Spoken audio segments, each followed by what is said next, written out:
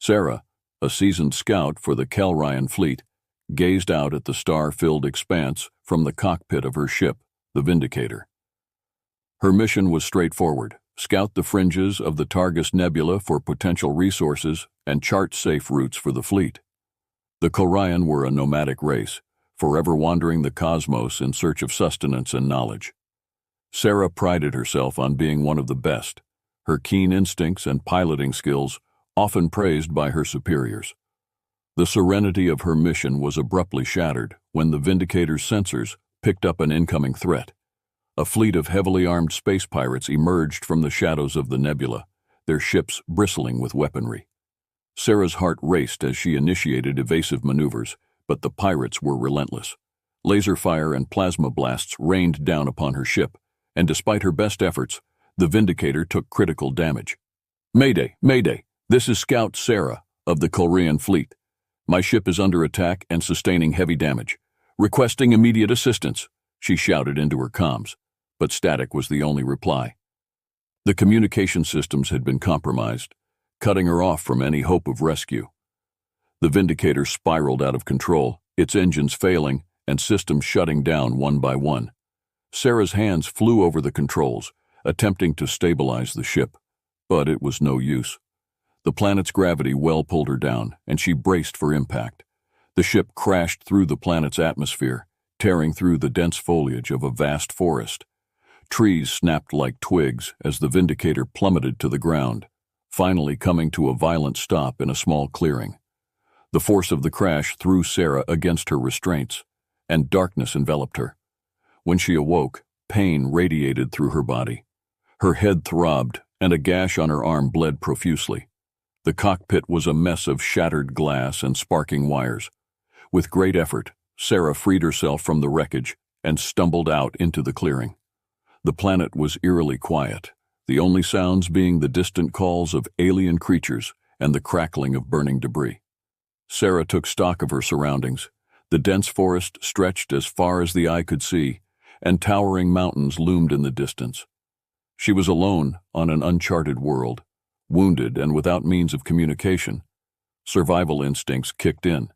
Sarah scavenged what she could from the wreckage: a first aid kit, a compact energy weapon, and a small ration pack. She treated her wounds as best she could, but the pain was relentless. Each step was agony as she ventured into the forest, hoping to find water and shelter. Days turned into weeks, and Sarah's condition worsened. The alien flora and fauna offered little in the way of sustenance, and her injuries became infected. Desperation gnawed at her, and she began to doubt she would ever be found. She spent her nights huddled in makeshift shelters, her sleep plagued by nightmares of the attack and the crash. One particularly harrowing night, as a storm raged outside her shelter, Sarah stumbled upon a hidden cave. Inside, she discovered remnants of an ancient civilization. The walls were adorned with faded symbols and intricate carvings, and in the center of the cave lay an old, yet strangely intact, communication device. With trembling hands, Sarah activated the device. It hummed to life, casting a pale blue glow in the darkness. The symbols on the interface were unlike any she had seen before, but she managed to decipher enough to send a distress signal. She programmed the device to broadcast on all frequencies, her hope hanging by a thread. As the storm outside raged on, Sarah's thoughts drifted to her people, wondering if they had given up on her. She fought against the creeping despair, focusing on the faint hope that someone, somewhere, would hear her plea. Exhausted and in pain, she collapsed beside the device, her eyes fluttering shut as she whispered a final prayer to the stars. Sarah's hands trembled as she activated the ancient communication device. The alien symbols glowed faintly in the dim light of the cave, casting eerie shadows on the walls. She hesitated, unsure if the device would work or if it was even capable of sending a signal across the vast distances of space. But desperation drove her onward. She began to input commands, her fingers moving instinctively over the controls, guided by a combination of intuition and the basic understanding she had gleaned from the carvings around her. The device emitted a soft hum, and a holographic interface flickered to life. Sarah's eyes widened in surprise. The symbols on the interface were similar to those she had seen in the cave, and with some effort, she managed to translate a few key functions. She programmed a distress signal, broadcasting it on all frequencies she could think of, hoping that someone, somewhere, would pick it up. Days turned into an agonizing wait. Sarah's condition continued to deteriorate, her wounds festering despite her attempts to treat them. She rationed what little food and water she had left, each day growing weaker. Her thoughts often drifted to her home, to the Coran fleet, and to the life she had left behind. She wondered if they had already moved on, considering her lost to the void. One evening, as Sarah lay on the cave floor, barely conscious, the communication device emitted a series of beeps. Her eyes fluttered open, and she forced herself to sit up, wincing in pain. The device's interface was displaying new symbols, one she couldn't immediately understand. But as she stared at the screen, a voice crackled through the speakers, a voice speaking in a language she didn't recognize, but with a tone unmistakably filled with concern. The voice continued. And though Sarah couldn't understand the words, she felt a glimmer of hope. She activated the translation module on her wrist communicator, a piece of Kelrian technology that had survived the crash, and aimed it at the device. The translation was rough, but she managed to piece together the message. Someone had received her distress signal and was attempting to communicate. Back on Earth, in a bustling command center at the International Space Rescue, ISR headquarters, a team of scientists and engineers worked tirelessly to decode the alien signal. Dr. Emily Carter, a linguistics expert renowned for her work in xenolinguistics, and Captain James Miller, a seasoned astronaut with experience in deep space missions, led the effort. Dr. Carter pored over the data, her eyes scanning the intricate symbols and patterns of the Korean language. "We've got a live one," she said, excitement evident in her voice. "This isn't just any distress signal. There's a living being out there trying to communicate." Captain Miller leaned over her shoulder, studying the data. "Can we pinpoint the location?" Dr. Carter nodded, her fingers flying over the keyboard. "The signal is coming from an uncharted planet on the fringes of the Targus Nebula. It's a long shot, but we can get there." The ISR team sprang into action, assembling a rescue mission with unprecedented speed. They equipped their ship, the Resilience, with advanced medical supplies and communication tools. Captain Miller and Dr. Carter led the mission, their determination unwavering. As the Resilience hurtled through space, Captain Miller and Dr. Carter reviewed the data, preparing themselves for what they might find. "We're dealing with an unknown species," Miller said. "We need to be ready for anything." Dr. Carter nodded. "But if this being managed to send a distress signal, they must have some level of intelligence and technology. We'll approach with caution, but also with an open mind." Upon entering the planet's atmosphere, the Resilience deployed advanced sensors to locate the crash site. The dense forest and mountainous terrain made the search challenging, but eventually they picked up the wreckage of the Vindicator. The rescue team landed nearby, their hearts pounding with anticipation. Sarah watched with a mix of awe and relief as the human rescue team approached. The humans, with their strange but fascinating appearance, moved with purpose and precision. Dr. Carter administered first aid while Captain Miller assessed the situation. They communicated through gestures and basic translations, their kindness and empathy evident in their actions. Back on the Resilience, Sarah received the best medical care Earth could offer. Her wounds were treated and she slowly regained her strength. She shared her knowledge of the Koran and her ordeal with the humans, and in return, they taught her about their world. Sarah's rescue was more than just a mission. It was the beginning of a profound connection between two distant civilizations. Her distress signal had reached across the stars, bringing together beings who, despite their differences, found common ground in their shared humanity. The Resilience landed in a clearing near the wreckage of the Vindicator.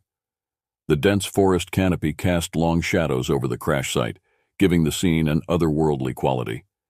Captain James Miller and Dr. Emily Carter led the rescue team, their expressions a mix of determination and concern. They moved swiftly, their equipment humming softly in the quiet air. Captain Miller's voice crackled over the comms. All units, spread out and search for the pilot. Dr. Carter, you're with me." As they approached the twisted remains of the Vindicator, they saw the evidence of a brutal crash-torn metal, scorched earth, and the faint remnants of plasma burns. Dr. Carter's heart sank at the sight, but she focused on the task at hand. She activated her scanner, searching for any signs of life. "Over here!" one of the team members shouted. Captain Miller and Dr. Carter rushed over to find Sarah lying near the entrance of a cave, her breathing shallow and her eyes half closed. Her alien physiology was fascinating. Delicate, elongated limbs, a faint blue hue to her skin, and eyes that seemed to hold galaxies within them. Despite her weakened state, there was a spark of determination in her gaze. Dr. Carter knelt beside Sarah, speaking softly. "We're here to help you. My name is Emily, and this is James. We're going to take you somewhere safe." Sarah's lips moved, but no sound came out. Dr. Carter gently placed a translating device near Sarah's mouth, allowing her to speak in her own language while it translated to English. "Thank you," Sarah whispered, her voice weak but filled with relief. Captain Miller signaled for the medics, who carefully lifted Sarah onto a stretcher and transported her to the Resilience. The team worked efficiently, their movements precise and practiced. Once aboard the ship, Dr. Carter and the medical team began treating Sarah's wounds in the well-equipped medbay. Sarah winced as they cleaned and dressed her injuries, but she remained silent, her eyes darting around the unfamiliar surroundings. Dr. Carter held her hand, offering a reassuring smile.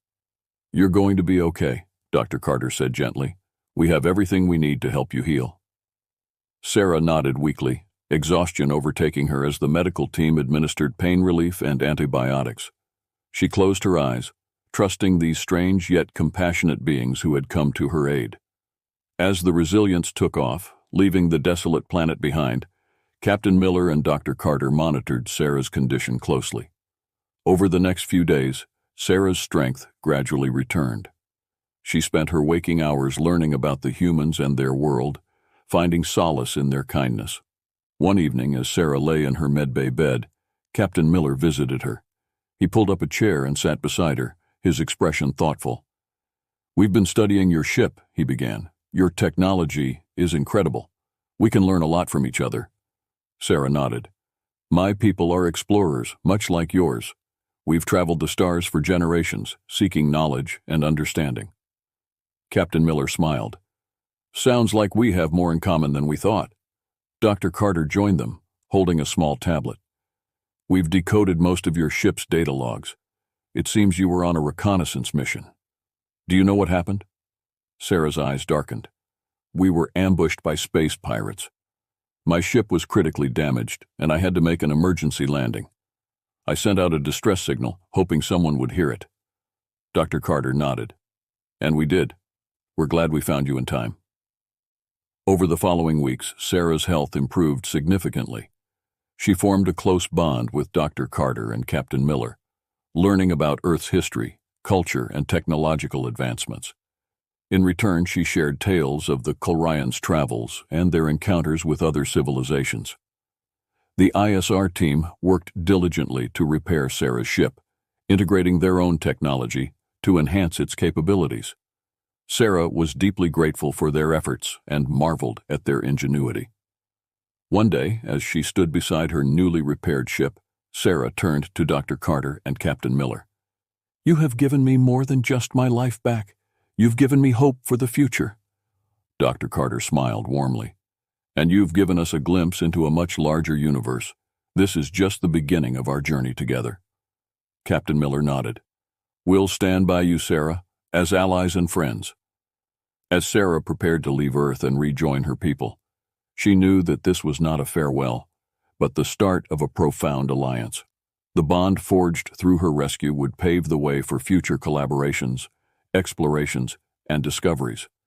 Sarah's distress signal had not only saved her life, but it also brought together two civilizations, united by their shared quest for knowledge and understanding. Sarah looked up at the stars, feeling a renewed sense of purpose. She knew that with the humans by her side, the possibilities for the future were endless. The news of Sarah's rescue spread quickly across Earth, captivating the imaginations of people everywhere. Media outlets buzzed with stories of the alien visitor, the brave rescue mission, and the newfound alliance between the humans and the Coran. The International Space Rescue, ISR headquarters, became a hub of activity, with scientists, diplomats, and curious citizens eager to learn more about Sarah and her people. Sarah, now fully recovered, had become a symbol of hope and cooperation. She spent her days at the ISR, working closely with Dr. Emily Carter, Captain James Miller, and other experts. Together, they began to chart out the possibilities of this unprecedented alliance. One morning, as Sarah stood on the observation deck of the ISR, overlooking the bustling city below, Dr. Carter joined her. "Hard to believe how much has changed in such a short time," she remarked. Sarah nodded, her gaze distant. "My people have always believed in the importance of unity and exploration. Finding a kindred spirit in your species is more than I could have hoped for." Dr. Carter smiled. "And we've learned so much from you already. Your technology, your history, it's incredible." Their conversation was interrupted by a call from Captain Miller. "Sarah, Dr. Carter, we've just received a message from the Coran fleet. They're en route to Earth and wish to formally establish contact." Sarah's heart swelled with a mix of excitement and nervousness. "This is it," she said, turning to Dr. Carter. "The beginning of something truly remarkable." Preparations for the arrival of the Coran fleet began in earnest. The United Nations coordinated with the ISR to ensure a smooth and welcoming reception. Representatives from various countries gathered, eager to meet the alien visitors and discuss the future of interstellar relations. When the Coran ships finally appeared in Earth's orbit, it was a breathtaking sight. Sleek and elegant, their design reflected a civilization advanced not just in technology, but in art and culture. A delegation from the fleet descended to Earth, led by High Counselor Tharun, a dignified figure with an air of wisdom and authority.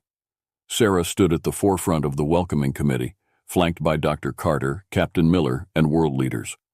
As High Counselor Tharun approached, Sarah stepped forward, bowing slightly in a gesture of respect. "High Counselor, it is an honor to welcome you to Earth." Tharun nodded, his eyes filled with pride and gratitude. "Sarah, your courage and determination have led us to this historic moment. We are deeply grateful to the people of Earth for their compassion and hospitality." The following days were filled with meetings, discussions, and celebrations. The Kelryan and human representatives exchanged knowledge and ideas, laying the groundwork for a partnership that promised to benefit both civilizations. Agreements were made to share technology, collaborate on scientific research, and explore the cosmos together. One evening, during a formal banquet held in honor of the Kelryan delegation, Sarah stood to address the assembled guests. "This alliance is more than just an agreement between two species," she began, her voice resonating with emotion. "It is a testament to what we can achieve when we look beyond our differences and embrace our shared desire for knowledge and understanding." Her words were met with applause and cheers, a reflection of the hope and optimism that filled the room. As the banquet continued, Sarah found herself in deep conversation with scientists, engineers, and leaders from both Earth and the Kelryan fleet. The exchange of ideas was exhilarating, and Sarah felt a renewed sense of purpose. In the months that followed, joint missions were launched to explore uncharted regions of space. Human and Kelryan scientists worked side by side, uncovering new mysteries and making groundbreaking discoveries. The collaboration extended beyond science and technology, with cultural exchanges and artistic endeavors flourishing as well. Sarah, now a respected ambassador for her people, traveled between Earth and the Kelryan fleet, fostering the bond between their civilizations. She often reflected on the journey that had brought her here, from the desolation of the crash to the warmth of the human embrace. Her distress signal had not only saved her life, but had also sparked a new chapter in the history of both worlds. As she stood on the bridge of a Kelryan starship, gazing out at the stars, Sarah felt a profound sense of gratitude and hope. She knew that together, humans and Coran would continue to explore the universe, pushing the boundaries of what was possible. Their alliance was a beacon of unity and progress, a shining example of what could be achieved when different worlds came together in the spirit of friendship and discovery. The stars beckoned, and with her human friends by her side, Sarah was ready to answer their call.